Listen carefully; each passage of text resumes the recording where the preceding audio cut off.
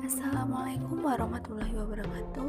Halo semua, perkenalkan saya Ismi Tri Astuti dengan NPM 191305301 dari semester 3C akan membahas mengenai energi dan perubahannya serta alam semesta.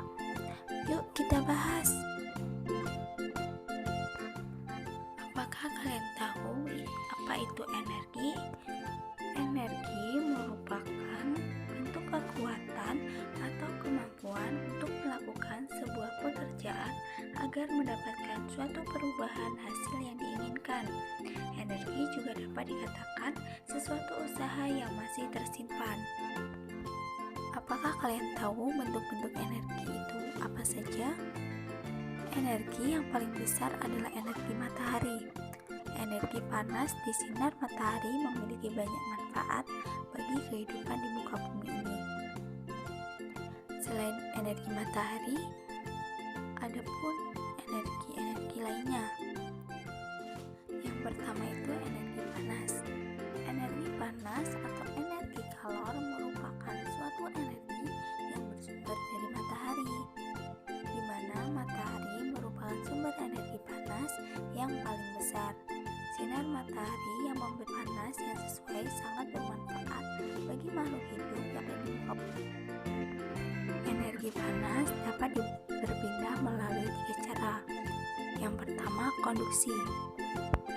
Konduksi adalah peristiwa perlambatan panas yang memerlukan suatu zat atau medium tanpa disertai adanya perpindahan bagian-bagian zat atau medium tertentu. Misalnya, pada sendok terasa panas saat digunakan untuk mengaduk kopi panas. Yang kedua adalah konveksi. Konveksi adalah perpindahan panas dengan disertai aliran zat perantaranya. Misalnya, air yang panas akan bergerak naik. Yang ketiga adalah radiasi. Radiasi adalah perpindahan panas tanpa medium perantara.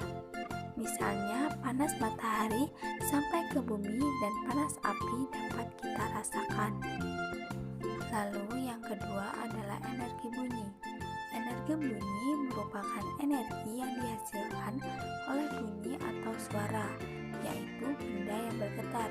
Contohnya, bunyi gitar, bunyi bom, bunyi halilintar, dan bunyi petasan. Selanjutnya adalah energi listrik. Energi listrik merupakan salah satu bentuk energi yang paling banyak digunakan. Energi ini dipindahkan dalam bentuk aliran muatan listrik melalui kawat logam konduktor yang disebut arus listrik. Energi listrik dapat diubah menjadi bentuk energi yang lain, seperti energi gerak, energi cahaya, energi panas, atau energi bunyi. Energi selanjutnya adalah energi alternatif. Saat ini, para ilmuwan berusaha memanfaatkan sumber energi alternatif yang jumlahnya tidak terbatas atau tidak cepat habis dan bersih, tidak menimbulkan polusi. Ada beberapa contoh sumber energi. Yang pertama, energi matahari. Energi radiasi sinar matahari dapat diubah menjadi energi listrik dan energi kalor.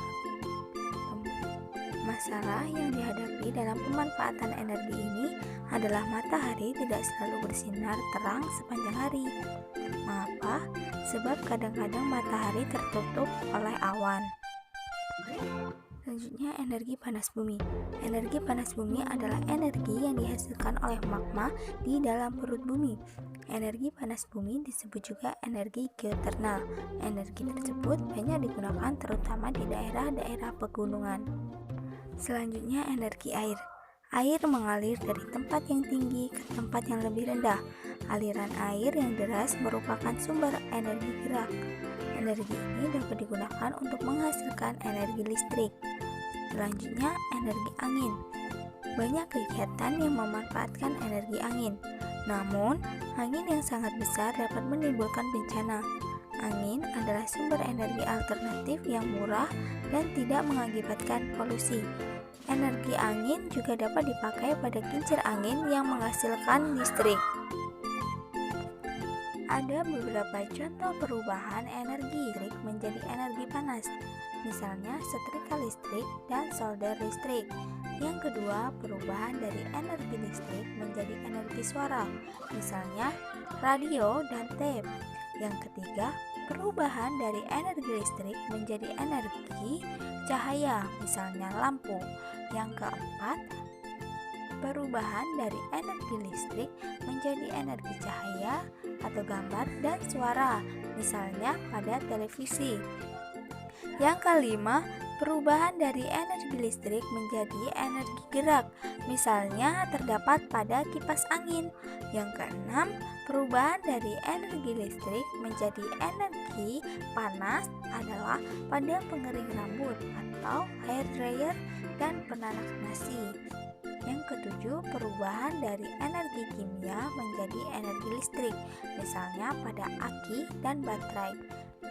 Yang kedelapan, perubahan dari energi cahaya menjadi energi kimia, misalnya pada saat proses fotosintesis. Yang kesembilan, perubahan dari energi gerak menjadi energi listrik, misalnya terdapat pada dinamo sepeda. Yang kesepuluh, perubahan dari energi potensial menjadi energi listrik yang terjadi pada pembangkit listrik tenaga air atau PLTA. Selanjutnya kita membahas mengenai pembentukan alam semesta. Pengertian alam semesta itu sendiri mencakup tentang mikrokosmos dan makrokosmos. Para ahli astronomi menggunakan istilah alam semesta dalam pengertian tentang ruang angkasa dan benda-benda langit yang ada di dalamnya. Adapun teori-teori yang dikelompokkan dalam pembentukan alam semesta. Yang pertama, teori keadaan tetap. Teori ini berdasarkan prinsip kosmologi sempurna yang menyatakan bahwa alam semesta dimanapun dan bila manapun selalu sama. Yang kedua, teori ledakan dahsyat. Teori ini menyatakan bahwa alam semesta ini berasal dari kondisi super padat dan panas yang kemudian meledak, mengembang sekitar 13.700 juta tahun yang lalu. Yang ketiga, teori Creatio Continua dikemukakan oleh Fred Hoyle, Bindi, dan Gould.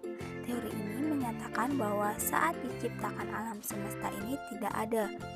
Yang keempat, teori ekspansi dan kontraksi.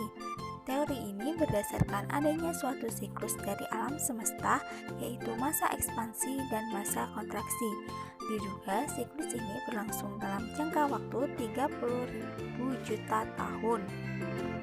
Selanjutnya kita bahas mengenai pembentukan tata surya. Ada beberapa teori yang menjelaskan tentang pembentukan tata surya. Yang pertama, teori nebulasi atau debu. Teori ini dikemukakan oleh Kahn dan Laplace pada tahun 1796. Ia mengatakan bahwa sistem tata surya terbentuk dari kondensasi awan panas. Yang kedua, teori planetesimal. Teori ini dikemukakan oleh Chamberlain dan Moulton. Teori ini bertitik tolak dari pemikiran hipotesis nebular yang menyatakan bahwa sistem tata surya terbentuk dari kabut gas yang sangat besar berkondensasi. Teori selanjutnya adalah teori tidal dikembangkan oleh James dan Harold Jeffreys pada tahun 1919. Menurut teori ini, ratusan juta tahun yang lalu sebuah bintang bergerak mendekati matahari dan kemudian menghilang. Pada saat itu, sebagian matahari tertarik dan lepas. Dari bagian matahari yang terlepas ini, kemudian berbentuk planet-planet. Yang keempat, teori bintang kembar. Teori ini berpendapat bahwa kemungkinan matahari terdahulu merupakan sepasang bintang kembar. Salah satu bintang meledak dan akibat gaya tarik gravitasi, bintang yang satunya sekarang menjadi matahari. Pecahan tersebut tetap berada di sekitar dan beredar mengelilinginya. Pembahasan selanjutnya mengenai bagian-bagian tata surya. Yang pertama adalah matahari. Pada sistem tata surya ini, yang paling besar adalah matahari. Selain paling besar, matahari mempunyai peran paling penting di lingkungan tata surya dan sebagai pusat peredaran. Ini terdiri dari bagian inti dan terdapat 3 lapisan, yaitu fotosfer, kromosfer, dan korona. Yang kedua adalah planet Merkurius. Merkurius tata surya, namun memiliki jarak terdekat dengan matahari. Suhu di Merkurius berkisar 90-700 Kelvin. Merkurius terdapat inti besi yang dapat menghasilkan medan magnet yang memiliki kekuatan 0,1% dari kekuatan medan magnet bumi. Yang ketiga adalah planet Venus. Planet Venus adalah planet yang lebih kecil dari bumi, di awan tebal yang tidak mengandung uap, air, dan oksigen. Menurut Yasono, planet ini memiliki cahaya yang paling terang jika dibandingkan dengan planet-planet yang lainnya. Hal ini dikarenakan pada planet ini memiliki atmosfer yang berupa awan tebal yang berwarna putih. Yang keempat adalah planet Bumi. Bumi memiliki urutan ketiga terdekat dengan matahari. Bumi yang kita tempati ini memiliki atmosfer dan satelit, yaitu bulan. Bumi berevolusi selama 365 hari. Matahari berkeliling selama 1 tahun. Bumi mengadakan rotasi selama 24 jam. Yang kelima adalah planet Mars. Mars atau planet merah ini memiliki permukaan yang memiliki warna kemerah-merahan. Lingkungan Mars lebih cocok bagi kehidupan manusia karena udara dan tekanannya lebih rendah. Planet ini juga memiliki 2 satelit, yaitu Phobos dan Deimos. Selanjutnya adalah planet Jupiter. Planet ini memiliki rata-rata jarak dengan matahari sekitar 778,3 juta kilometer. Planet ini adalah planet yang memiliki terbesar dan terberat dengan diameter 14,980 km dan memiliki massa 318 kali massa bumi. Selanjutnya, planet Saturnus. Planet Saturnus terkenal dengan planet bercincin dan memiliki 10 satelit. Di antaranya adalah Titan yang besarnya 2 kali lebih besar dari bulan bumi. Bumi yang bergerak berlawanan arah dengan 9 satelit lainnya. Hal itu menunjukkan bahwa bumi bukan anak kandung Saturnus. Yang selanjutnya adalah planet Uranus. Planet Uranus adalah planet terdingin dalam tata surya karena suhu atmosfer kurang dari 224 derajat Celcius dengan komposisi atmosfer yaitu helium, hidrogen, dan metana. Uranus memiliki 5 satelit yaitu Miranda, Ari, Ambriel, Titania, dan Oberon. Yang terakhir adalah planet Neptunus. Planet Neptunus adalah planet yang di dalamnya terdapat angin dan badai. Karena itu Neptunus disebut dengan planet yang paling istimewa dalam tata surya. Planet Neptunus memiliki kesamaan dengan Uranus, yaitu memiliki atmosfer yang terdiri dari helium, hidrogen, dan memiliki gas metana.